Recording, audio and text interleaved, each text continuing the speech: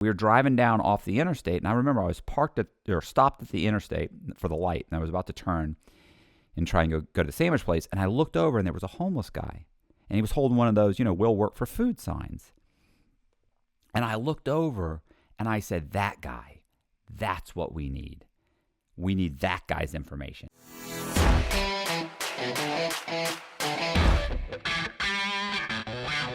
Hey, this is Matt Cox, and this is part 7, I believe, of my story, Shark in the Housing Pool. And let me go ahead the last thing we talked about was Becky and I had just left Atlanta, Georgia. Now we were in Charlotte, North Carolina, and Becky was using the name Michelle Joseph, and I was using the name Michael Eckert. And I remember we got there and we had to start buying, like we had a bunch of cash. I think over $400,000 in cash. So we started buying furniture. We live in a really nice an apartment building in downtown Charlotte, and we started buying furniture. Remember, we would go in and I would pull out cash, and I remember I would pull out cash, and the guy would say, "Look, if you give me more than $10,000 in cash, they're like, do you have a credit card? Do you have a check? Do you have this?" No, because we had just opened, we were just opening up bank accounts and things, and they were like, "Yeah, man, if you don't have that stuff, then and you give me more than $10,000, I have to turn it in." So we were like, "Look, here's what we're gonna do. We're gonna buy these 2 pieces of furniture for $8,000, and I'll come back tomorrow." And the guy was like, "Cool." Come back the next day, I'd buy the couch for $7,000 or $8,000. Come back the next day. We did this over the course of a week. We got $30,000, $40,000 worth of furniture. I ended up getting a car. I bought an Infiniti. Becky bought did she have an Infiniti also? I got a Nissan, what is it, the 350Z or something like that. And then we also got an Infiniti. We got the Infiniti, whatever it was, the SUV.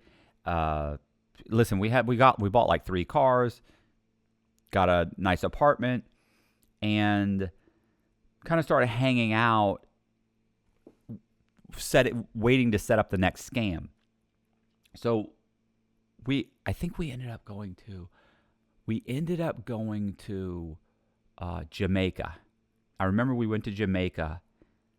And I had to get a passport, which wasn't difficult to do, because once I had Michael Eckert's driver's license, I had a state issue in North Carolina, I went into the state DMV and I got a state issue driver's license. So I have a driver's license in this guy's name. I had ordered all of his documents. I had gotten all of his information because I'd run an ad, not buy here. He was good credit, bad credit, no problem. Free mortgage applications, call now. And so people would call up and I'd take all their information and then I'd order their documents. So I had all this guy's documents and had already gotten a driver's license. So then I just walked in and I got a passport. They don't ask, if you're a U.S. citizen, they don't ask for your fingerprints or anything. To this day, they don't. I always have people say, "Oh, well, they don't do that anymore." Well, then you must be an idiot, because people say, "Oh, well, they ask for fingerprints now." Really? Because I just got a passport, and I'm a felon, and I just went and got a passport, and they didn't ask me for any fingerprints. So if you're a U.S. citizen, they didn't ask for them now. Then they don't ask for them now. I had my birth certificate and a driver's license. Got myself a passport. Same thing. Michelle Joseph got hers. Michael Eckert got his. We went to Jamaica. Remember, the first thing that Becky did was we went to Jamaica was she went out on the beach and got a bunch of pot. What else? We did all the things. We drove 4-wheelers. We took out wave runners. We stayed for 10 days. We hung out. It got boring after a while. She was driving me nuts. So then we came back. I mean, I'm walking through passport control, or I'm walking through passport the passport center with a fake it's a real passport I was issued by the State Department. But I walk up and you put the passport down and you say, they say, hey, did you're welcome back to America. Did you, was it business or pleasure? And you say, I was. They ask you going out or coming back in. They ask you, say, it was a pleasure. We just got back from Jamaica. They go, okay. You walk on in. So, I'd love to lie and say that, the stress was killing me and I couldn't sleep at night. But the truth is, it was pretty cool. It's pretty cool walking around fake passports. You've got false passports. You've got false driver's licenses. I'm driving a car in the name of the guy. I'm driving a sports car. At that time, it's a $50,000, $60,000 sports car. Probably now they're probably $80,000 or $100,000. So, we're driving sports cars and SUVs. We're living in downtown Charlotte. We're living a pretty decent life, but we're blowing through the money pretty quick. At one point, we were driving, and I remember Becky said, look, we're stealing identities. And, we're like, at some point, we're going to have to get, she was like, we're stealing these guys' identities and stuff. Like, you're worried it's ever going to catch up with you. And, I know what it was. I remember what keyed that in. I was driving one day and I was speeding. Because listen, if you don't give a crap about that you're keeping your driver's license because you're only going to have it for 6 months or a year, you drive like a maniac. I'm driving like a maniac. And so I was speeding and this cop pulled me over, like a state trooper. He pulled me over and I remember Becky was flipping out. Oh my God, are you worried? Oh my God. I'm like, calm down. I've got a driver's license. So I give the guy the driver's license and he asked me, how fast were you going? I was like, I have no idea. How fast were you? How long were you behind me? At one point I was doing like 90, 95 miles an hour. And he just was like shocked. But what do I care? Write me the ticket. What is it? A $300 ticket? $400 ticket? I don't care. I've got $400,000 in cash, or $300,000 probably by this point. We've blown through so much money. So the guy writes me the ticket and he leaves. And Becky says, are you concerned about, you're not concerned about these cops? Like, are you concerned about, like what happened? Like don't we need permanent, don't we need like a permanent, identities? And I remember I said, we need permanent identities for sure. We're going to have to, I'm trying to figure that out now. Like I was just in my head always kind of thinking about how to do this, how to do that. And I said, my problem is that what concerns me is not that the cop's going to figure out that I'm using a fake ID, or a false ID. What I'm concerned about is that the guy whose driver's license I now possess in his name, when I had interviewed him on the phone, he told me that he'd had a DUI like 3 or 4 years earlier, and he'd lost his license, but he had it again. Because when I asked him about it, one of the things I asked these guys was, have you ever had a felony? And he said, no, I actually had my driver's license taken away for a DUI like 3-4 years ago, but it was for like a year, but I got it back. Like, I don't think that was a felony. And I was like, okay. My fear was, what if I'm driving around on this guy's driver's license and he's lost his license? Like, what if he got a felon? What if he got pulled over and got another DUI and his license was suspended and I'm driving around in another state with his driver's license? Like, the hub system that they use would probably tell the other states that this guy has a DUI. So I could be driving around on a suspended license and not know it. And I said, that's my fear. And I said, and she was like, well, what do you want to do about that? I said, well, we need to be able to get IDs and identification in people's names that are real people that aren't using those. And I remember she was like what? Like who do you want to get? Like, and I go, I don't know. She was like mental patients or something. And I was like, well, how are we going to get their information? And she goes, I don't know. What about like prisoners or inmates or something? I thought, I don't know. What if my fear with that? I thought about that. My fear about getting like inmates information or prisoners information. Let's say some guy with a life sentence, like he's got a real social security card, date of birth, or birth certificate, social security card. He's got all that stuff is out there and he's not ever going to use it again. He'd be perfect. But my fear with that was I didn't know that if I got pulled over and was using his license, Or even I could even go into the DMV. Maybe for all I know, there's some kind of a check in there where they check your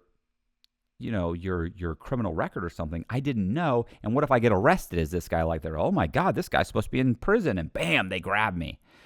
And then they fingerprint me, and then they figure out that I'm wanted. So I was like, I don't know. What if they run a check? I'm not sure. So we happened to be driving down. We were going to get like a lunch. We were going to like a Subway, Subway sandwich place. We were driving down off the interstate, and I remember I was stopped at the interstate for the light, and I was about to turn and try and go to the sandwich place, and I looked over, and there was a homeless guy, and he was holding one of those, will work for food signs. And I looked over, and I said, that guy, that's what we need. We need that guy's information. And Becky was like, are you serious? That guy? She's the homeless guy? And I was like, yeah. I was like, think about it. He's not using his information. And she's like, yeah, but what if he cleans himself up and this and that? I was like, I don't know. I said, I don't think these guys clean themselves up. Like, I think a lot of it's mental illness. And she was like, well, he probably lost his license. And I said, well, let's go find out. Hey, I hope you're enjoying the video. And if you're interested in buying a painting from me, my contact information is in the description box. Back to the video. So I drove across the street, let her go in and get a sandwich. I walked across the street to the guy, and I said, hey, bro, can I talk to you for a second? I'll give you $20 real quick. And he goes, oh, yeah, what's up, man? So I gave him $20. I said, listen, dude. I said, I got some quick questions, man. I said, and he goes, well, what are you doing? You taking a survey or something? And I went, a survey? And I go, no. I remember I said, no, why? Like, you get a lot of surveyors out here? And he goes, well, I mean, we get homeless. We get a lot of, we get like social workers and stuff. And I thought, oh, okay, good to know. So he's used to people coming up to him, asking him questions like social workers. So I said, well, first of all, I said, when was the last time you were employed? And he said, man, it's been, I forget what he said. It's been 5, 10 years or something, 6 years, 7 years. I said, well, what happened? He said, I lost my job and, I'm a drunk. He said, I drink and that's what I want to do. And I said, do you think there's any chance you're ever going to be gainfully employed again? Like get a job, working 40 hours a week? And I remember he looked around and he goes, nah, this is it for me. And I was like, okay. I go, do you have a driver's license? And he said, no. And I went, oh, I said, is it suspended? Or he said, well, one, I don't have it. And two, he said, no, I just think it's probably expired or something. I said, would you get a DUI? Or he's like, how would I get a DUI? He goes, I don't drive. I don't have a car. I don't drive. And I was like, okay, do you have an address? And he looked around. He goes, no, man. He basically lived in the woods. And then I said, you ever been in trouble before? He said, yeah, I've been arrested a few times for like vagrancy and loitering and being drunk in public and stuff. He said, but those are all misdemeanors. He goes, and they keep us, he goes, someone like me, they keep me in jail for 30 days and then they let me go. I go, you don't get probation? He's like, well, look around, bro. How can I do probation? I don't have a house. He said, so that, I don't have anywhere I can't pay. So I can't pay my state, like that would be a state probation thing. I can't pay state probation. I can't go to my probation officer. I don't have a gainful, I don't have an address that you can go to. I'm not gainfully employed. Like, you can't put me on probation. I don't meet any of the requirements. So he said, no, the judge will basically keep me in jail for 30 to 60 days, and then they just release me. And I thought, okay. So he's got the ability to get a driver's license. He's probably never going to go out and get a DUI because he's never going to drive again. He's not planning on going out and cleaning his life up and getting a job. I mean, this guy wants to be an alcoholic and just drink and beg, for people to give him enough money to eat and drink. And so I thought, this guy's perfect. He's perfect because he does have a social security number and he does have a birth certificate somewhere. So I was like, okay, cool, man. I appreciate it. So I gave him 20 more bucks and I left. So I went home that night and I wrote up what I called a statistical survey sheet or analysis sheet or something. I forget exactly what statistical analysis form, whatever, and I remember I put like the social security symbol, I copied it, cut and pasted it, and I put it in the middle, and I put like statistical survey form over and over and over again all the way across. And that was like a cover sheet, and then you flipped it, and on the second one, it was like form number 2207, and then it said, that it was printed in the government office, and I basically copied most of what's on an application, a basic like a mortgage application. So it looked the bottom, you have a bunch of numbers and where it was printed and the form number and a bunch of just junk. So I printed up all that, and then I wrote out 17 questions. And the questions were like name, date of birth, where you were born, the state, county, what states have you had driver's identification in? Have you ever held a U.S. passport? Have you ever been in the U.S. military? What is your social security number? What is your mother's maiden name? Have you ever been arrested? Do you have any felonies? Have you ever been in prison? Do you have any felonies? Like I had a whole list. You ever been in the military, the U.S. military? Whatever. I had a whole list of questions. Are you currently on food stamps? Have you ever been on food stamps or government assistance of any kind? Blah blah blah. Are you on Medicare, Medicaid? I went through everything. Do you receive housing from the government? All kinds of stuff I went over.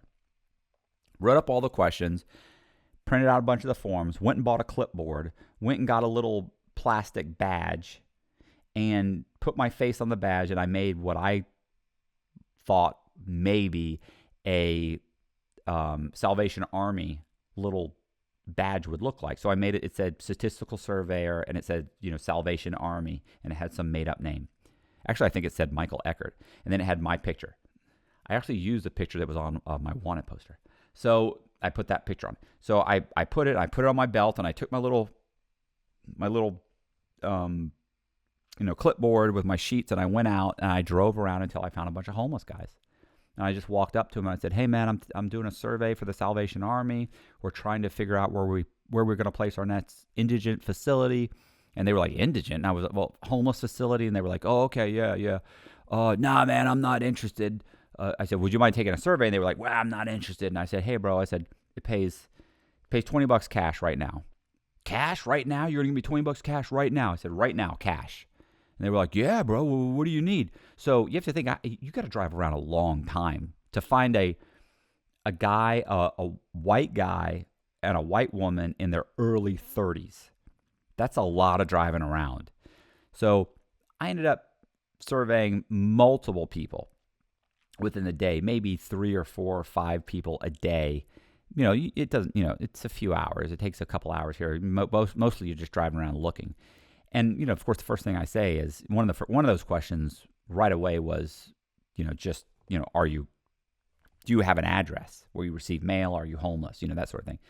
And if they were homeless, bam, it was on. So I started asking them the questions, boom, boom, boom, boom, get their information, and go to the next one, So once I got their information, I would then order their documents. I would order their social security cards. I'd order their birth certificates. I'd get all the information. I'd register to vote in their name. I would order their high school transcripts. That was one of the things I asked was if they had graduated high school. If so, where? Do you have a college degree? If so, where? So I'd get their high school transcripts. I would order every document that I could think of. Once I got those documents in, of course, then I would go into the local DMV. I obviously had to make sure I couldn't go into a DMV in a state they'd had a driver's license in, which is why I always asked, what states have you had a license in or an ID in? So if I drove into South Carolina and talked to people in South Carolina, I would get an ID in North Carolina or wherever, Tennessee or Alabama or Texas or, whatever. Florida. So I ended up surveying a bunch of guys in North Carolina, and then I got IDs in South Carolina and Alabama. So let me think what.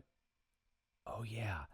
So I'm trying to think of, because we got a bunch of IDs and we were opening up bank accounts. Here's what happened was, I was trying to think of where I got this one guy. So I then ended up driving. Becky wanted to go see her son and her parents. So we drove to We ended up driving to, gosh, where did we drive? I'm trying to think if I went to New Orleans before this.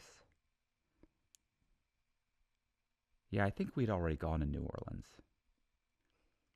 Anyway, yeah, we'd already gone to New Orleans by this point. So we drove to Las Vegas. When we go to Las Vegas, and I'm walking around Las Vegas. Did I ever tell this story? No, I couldn't have, because we were in North Carolina when this happened.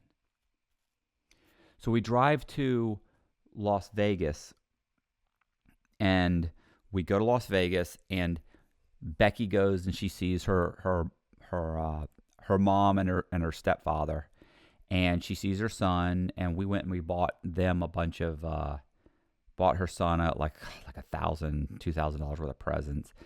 And I remember we gave her, I'm trying to think of how much money we found. We went and got her ex-husband who was raising her son, and we gave him maybe 10 or 20 grand. I forget exactly how much, but we gave him a chunk of money. I went up to him. He was a valet at a hotel. And I just walked up to him, and I said his name, and he turned around and he looked at me. I forget his name now. And I said, whatever his name was, Tim or whatever. I was like, hey, Tim. And he's like, yeah, what can I do for you? I go, my name's Matt Cox. I said, do you know who I am? And he was like, yeah, what's going on? And he goes, how's Becky? He goes, how's Becky? And I go, Becky's fine. I said, she's standing over there. And I said, she wants to give you some money for her son. And so we gave him like 20 or 30 grand. I forget what it was, 10, 20, whatever. Let's say 20. So it was 20 grand in cash or 30 grand in cash. And he took the money, and Becky went and hung out for the day with her son and talked to her parents. And then we went around while we were there, we were there for days, and she blew a ton of money gambling. Like, she's not a good gambler. Of course, she was a gambling junkie. So, Hey, I hope you're enjoying the video. Wanted to let you guys know one of the ways I pay for all of this is through Patreon subscriptions. So if you join my Patreon at the top tier, you get a different painting every single month. The contact information for Patreon is in the description box. Back to the video. I played blackjack twice. The first hand I won, the second one I lost. I said, I'm done. I don't like to lose. So, so we drove around looking for homeless people in Las Vegas. So we get out, and I remember we had gone to a couple places, but man, there were so many homeless people. And I was afraid to get out and go into a crowd of homeless people and start pulling out 20s. There were that many of them. So I was like, wow, there's a fucking ton of them. Like, I'd rather find some guys by themselves. And so she goes, I know exactly where we need to go. So we drove down a few streets, and there was a 2-3 white guys sitting on like a park bench. I was like, oh, they're perfect. So I jump out of the car and I walk over, and one of the guys comes walking over, and he's like, hey, what can I do for you? He goes, what do you need? And I said, I'm taking a survey for the Salvation Army, and I was wondering if I could ask you some quick questions. And he goes, nah, I'm not interested. I said, well, hey man, it pays $20 right now. He goes, you're gonna give me $20 cash right now? I said, absolutely. And I showed him the money, I pull out the money. I got it right now. And I put it in my pocket. He's like, okay. And he said, what do you need to know? And I said, well, what's your name? And he's like, Gary. So it was Gary Sullivan. I write down Gary Sullivan.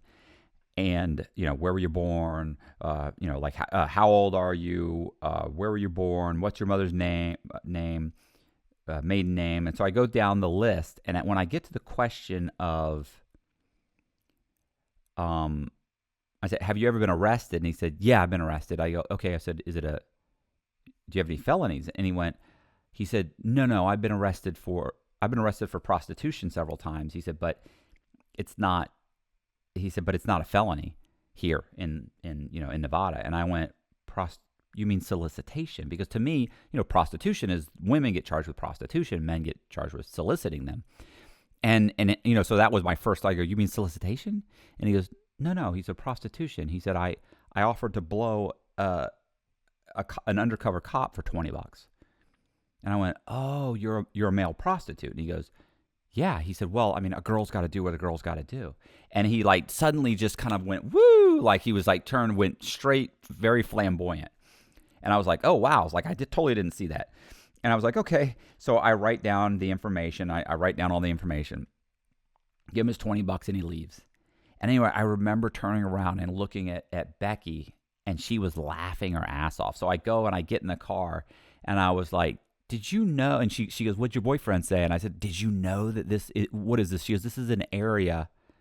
I had asked him, actually. I said, oh, is that what he goes, that's what I'm doing out here. I said, does everybody know that this is is this like an area for like sex workers? And he goes, yeah, everybody knows that. I was like, oh, okay. So when I got in the car, Becky was like, oh, what'd your boyfriend say? And I said, man, you motherfucker. And she started laughing, and she's like, oh, I knew it when we got here. I knew those guys were prostitutes. So we drove off. We drove all the way back to Charlotte, to North Carolina, and I'd gotten several people's information. So I ordered all of their information, and I ended up getting Gary Sullivan's stuff in, and I went to South Carolina, to Columbia, South Carolina. I set up a UPS box, and I went to, where did I go? I set up the UPS box, and then I went and I'd already applied for a bunch of stuff, and I ended up making up a lease. I think I had a lease there. So I made a lease, and I went into the local DMV, and I got an ID. So I walk in with Gary Sullivan's birth certificate, his social security card, and a copy of his lease agreement for the UPS box. So they thought it was an apartment.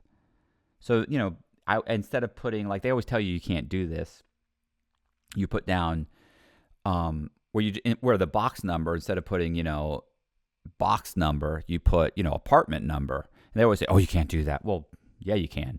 You know what you can't do? This is the only times I ever had a problem with that at like the DMV, or opening up like a bank account, was if the UPS store or mailboxes, etc. store had been around for 4, 5, or 6 years. But if you went to a new one, it wasn't in the system. So if it had just opened 6 months or a year ago, you could do that, and the system wouldn't catch it. So I went to this place where it had been open recently, probably within like the last year or so. And I had called around. Like I would call around, like, hey, how long have you been open? Oh, we opened about 8 months ago. Or, oh, we opened about 16 months ago. So I went to one, got the information, went into the DMV, got an ID, or wrote up a lease agreement for an apartment lease, but put that address on it. Went in, gave it to them. I have the birth certificate. I have the social security card. I have my proof of residency, which is my lease agreement. Tell them I lost my driver's license in the move here. I've been here about 2 weeks, and I need an ID. I'll come back and get a driver's license. And they said, no problem. Stand over there. Stood over there. They took my picture. I get the ID. I leave. So now I have an ID in the name Gary Sullivan. And that's the end of this video. The next video is when I actually get caught in a bank and brought downtown as Gary Sullivan. You're going to love this. So if you like the video, do me a favor and subscribe, right? And subscribe, hit the bell, share the video. What else? Oh, leave a comment, and do all that good stuff, and check out the other videos or check out the next video, and I appreciate it. See ya.